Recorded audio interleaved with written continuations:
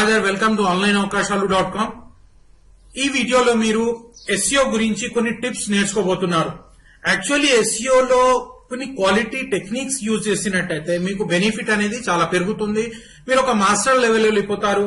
ఎందుకంటే మీ వెబ్సైట్ ద్వారా affiliate products ఉన్నా, మీ సొంత ప్రొడక్ట్స్ ఉన్నా, అది ఎక్కువ సేల్ కావాలి. ఎక్కువ సేల్ కావాలంటే మీరు అందులో కొన్ని జాగ్రత్తలు తీసుకోవాలి.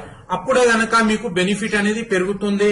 SEO మాస్టర్స్ ఎలా చేస్తారు, SEO చేసినప్పుడు ఎలా లింక్స్ వస్తాయి, ఎలా ఎక్కువ సేల్స్ జరుగుతాయి, ట్రాఫిక్ అనేది డే బై డే ఎలా ఇంక్రీజ్ అవుతుంది, మరి తగ్గదు. ఎందుకు తగ్గదు అంటే ఆ మాస్టర్ టెక్నిక్స్ మీరు యూజ్ చేసినట్టయితే 100% మీ వెబ్సైట్ లో ఇంక్రీజ్ ఉంటుంది, కానీ డిక్రీజ్ అన్నట్టు ఎప్పుడు ఉండదు. మీ ప్రాఫిట్స్ పెంచుకోవాలంటే, మీ ప్రాఫిట్స్ ఎక్కువ కావాలనుకుంటే మీరు 100% ఈ SEO టెక్నిక్స్ ని నేర్చుకోవాలి. ఇంతవరకు మీరు SEO కోర్స్ నాది తీసుకోలేదనుకోండి, కింద లింక్ ఉంటుంది, క్లిక్ చేయండి. అందులో మాస్టర్ టెక్నిక్స్ బోనస్ వీడియోస్ నేను పెట్టినాను, అది తీసుకోండి, మీకు బెనిఫిట్ అవుతుంది. అయితే మనం ఇక్కడ చూద్దాం ఇలా చేయాలి. నేను కొన్ని టిప్స్ ఇస్తున్నాను, అది పాటించండి, మీకు బెనిఫిట్ జరుగుతుంది. ఫస్ట్ ఏంటంటే ever green content to your website. అంటే వెబ్సైట్ లో ఎవర్ గ్రీన్ కాంటెంట్ పెట్టండి. ఎప్పుడు అది కాంటెంట్ ఉండాలి, లైఫ్ టైం ఉన్నట్టు పెట్టండి. ఎందుకంటే మీరు ఇంత హార్డ్ వర్క్ చేస్తున్నారు, ఇంత కష్టపడుతున్నారు, మీరు వెబ్సైట్ తయారు చేసినారు, ఇంతవరకు అందులో కాంటెంట్ వేస్తున్నారు. ఎందుకంటే ఆ కాంటెంట్ అంత కష్టపడి రాస్తున్నారు, అన్ని చేస్తున్నారు. అయితే అన్ని చేసిన తర్వాత మీకు బెనిఫిట్ లాంగ్ టర్మ్ లేదనుకోండి, అది ప్రాబ్లమేటిక్ ఉంటుంది. అందుకు మీరేం చేయాలంటే కాంటెంట్ ఎవర్ గ్రీన్ కాంటెంట్ లాగా వేయాలి.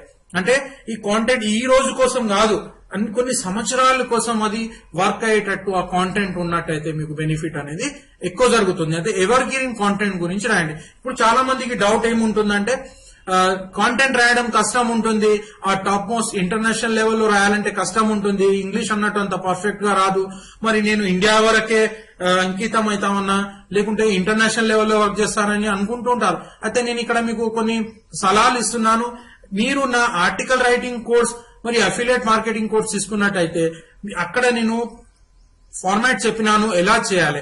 మీరు ఇంటర్నేషనల్ లెవెల్లో వెళ్ళాలంటే ఆ బెనిఫిట్ మీకు కావాలనుకుంటే, నేను జస్ట్ ఈ ఇండియా అనే కాదు మొత్తం ప్రపంచంలో నుంచి నాకు ఇన్కమ్ రావాలని మీరు అనుకుంటే, నేను నా కోర్సెస్ లో అఫిలియేట్ మార్కెటింగ్ కోర్సెస్ లో మరి ఆర్టికల్ రైటింగ్ కోర్స్ లో నేను డిఫైన్ చేసినాను ఎలా ఈ సోర్సెస్ ని యూటిలైజ్ చేసేసి, ఇంకా మనకి ఇంగ్లీష్ ఎక్కువ రాకున్నా గానీ ఆన్లైన్ లో ఇంటర్నేషనల్ లెవెల్లో ఎలా పని చేయగలుగుతాం నేను అక్కడ చెప్పినాను. ఆ కోర్సెస్ తీసుకోండి, కింద లింక్ ఉంటుంది, క్లిక్ చేసి అక్కడ నుంచి విజిట్ కావచ్చు, నా వెబ్సైట్ కి విజిట్ కావచ్చు.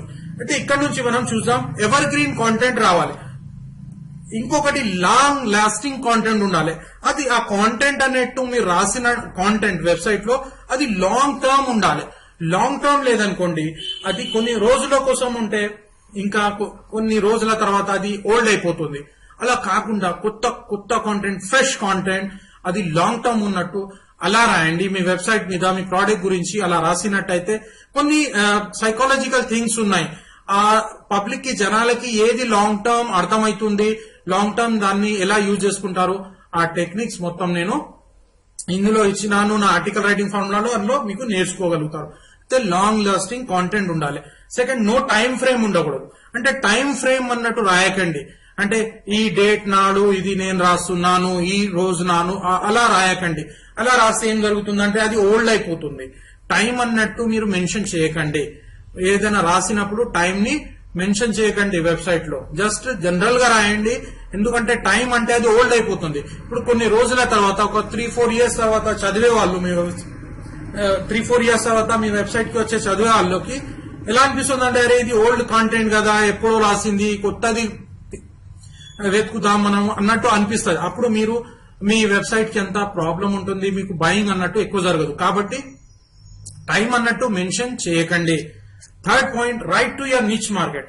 ఇప్పుడు మీరు ఏం చేస్తారంటే జనరల్ గా రాస్తున్నారు కావచ్చు, మీకు ట్రాఫిక్ ఎక్కువ వస్తలేదంటే జనరల్ గా రాస్తున్నారు కావచ్చు, అలా రాయకూడదు.